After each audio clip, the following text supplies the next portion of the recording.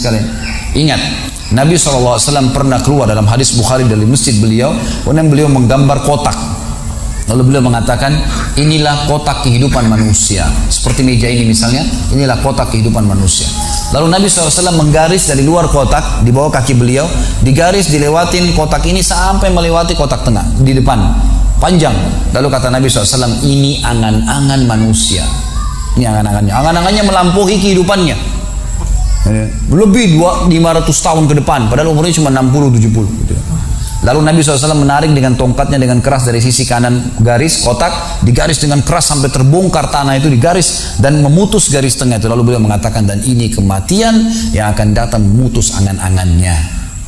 Di Jakarta kemarin teman-teman sekalian, ini bukan nakut-nakutin, tapi di Jakarta kemarin begitu. Ada orang keluar dari mall, kisah nyata, bawa kresek banyak sekali, habis belanja buat keluarganya, mobilnya Masya Allah mewah luar biasa, super lux, paling mahal.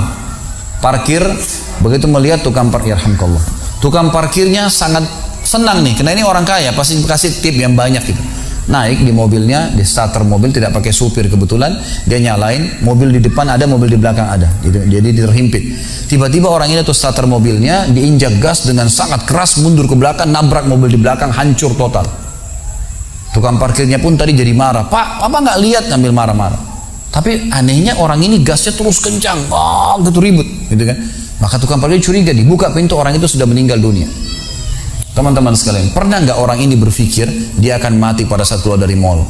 Kalau dia tahu, dia tidak bakal keluar ke mall tuh. Di depan mata saya pernah ada orang meninggal di rumah sakit ayah saya. Kebetulan di Makassar beliau punya rumah sakit, dan itu di pinggir jalan raya. Sore hari, subhanallah, ada anak muda.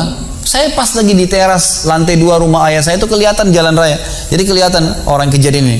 Ada anak muda lagi pakai motor, waktu itu motor baru, dia jalan. Jadi jalurnya 2 jalur gitu kan.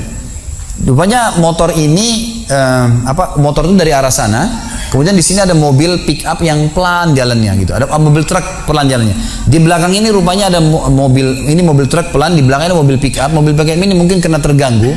Dia bukan ngelewatin dari kiri, dia keluar ke jalur sebelah. Keluar, motor yang tadi lagi kencang, dia tidak sangka tabrak, meninggal di tempat. Jatuh tergeletak, motornya dibawa, dicek di rumah sakit ayah saya di klinik, ternyata sudah meninggal dunia. Saya lihat orang itu subhanallah tergeletak.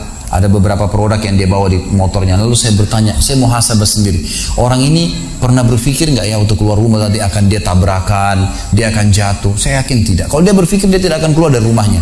Tapi begitulah ajal kalau datang, teman-teman sekalian. Kalau datang, tidak akan terlambat sesaat atau berkurang sesaat. Harus pahamin, gitu kan?